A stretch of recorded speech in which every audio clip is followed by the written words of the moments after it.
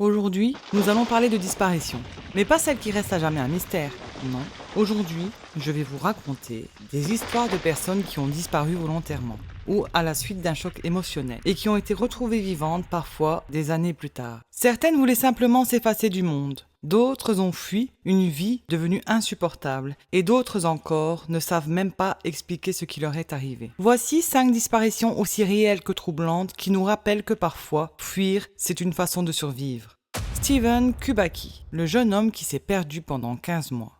En février 1978, Steven Kubacki, un étudiant américain de 23 ans, part faire du ski de fond près du lac de Michigan. Il ne revient jamais. On retrouve ses skis au bord de la glace, ses empreintes qui s'arrêtent net, puis plus rien. Pas de corps, pas d'indice. Pendant 15 mois, Steven est officiellement porté disparu. Puis un jour, il se réveille dans un champ à 60 km de chez ses parents, sans savoir comment il est arrivé là. Il porte des vêtements qu'il ne reconnaît pas, a un sac rempli de cartes et d'objets inconnus, et n'a aucun souvenir de ce qui s'est passé.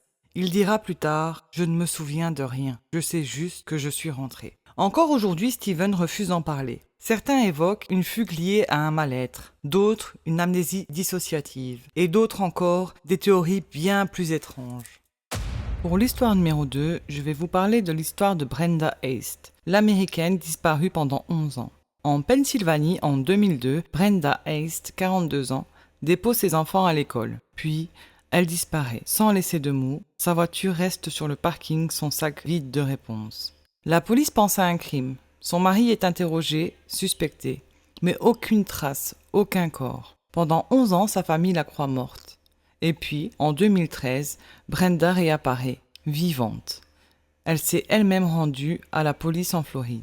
Elle explique avoir tout quitté sous le poids d'un immense stress et d'une profonde détresse psychologique.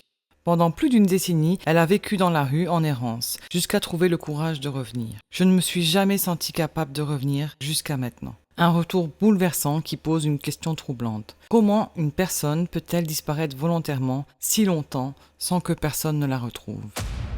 Le médecin devenu ermite, Carlos Sánchez Ortiz de Salazar. Carlos était un médecin espagnol brillant, apprécié, mais broyé par une profonde dépression.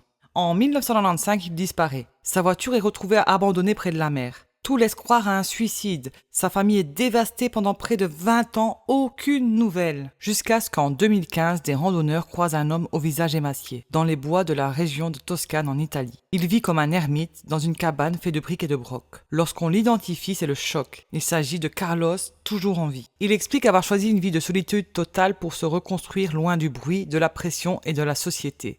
Je ne suis pas fou, je voulais juste la paix. Il refuse de rentrer mais autorise un message à sa famille pour dire qu'il est vivant et que sa disparition était un choix et pas un accident. L'enseignant qui voulait disparaître, Bruno Wilczynski. En 2002, Bruno Wilczynski, un enseignant français de 32 ans, disparaît du jour au lendemain. Il part sans prévenir, sans téléphone, sans carte bancaire. Aucune explication. Sa famille pense d'abord à un accident, puis un suicide. Pendant 10 longues années, il est considéré comme disparu. En 2012, il est finalement retrouvé dans un foyer Emmaüs à Lyon, vivant sous sa vraie identité. Quand on lui demande pourquoi il est parti, sa réponse est simple. Je voulais m'effacer, je n'en pouvais plus. Il raconte avoir erré, vécu dans les rues, travaillé au noir, jusqu'à trouver un certain équilibre dans cette communauté discrète, loin de son ancienne vie. Une disparition volontaire, née d'un besoin absolu de solitude, mais qui a brisé ce qu'il a laissé derrière lui. Le champion de NBA qui voulait tout quitter. Bison Dele. Ancien joueur de NBA, Bison Dele, né Brian Williams, avait tout pour lui. La célébrité, la richesse, le talent. Mais en 1999, à 30 ans, il quitte tout.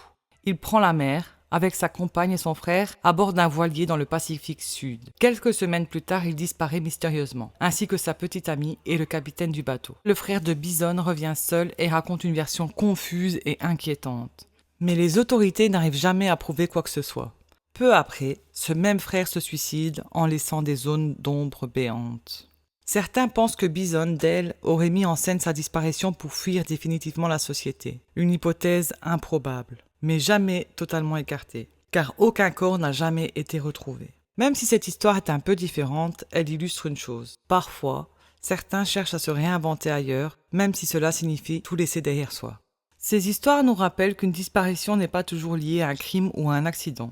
Parfois, C'est un cri silencieux, une fuite face à un monde devenu trop lourd, une tentative de renaissance ou un effacement volontaire. Et si, derrière chaque personne disparue, il y avait seulement un humain qui ne savait plus comment exister? Merci d'avoir regardé cette vidéo jusqu'au bout.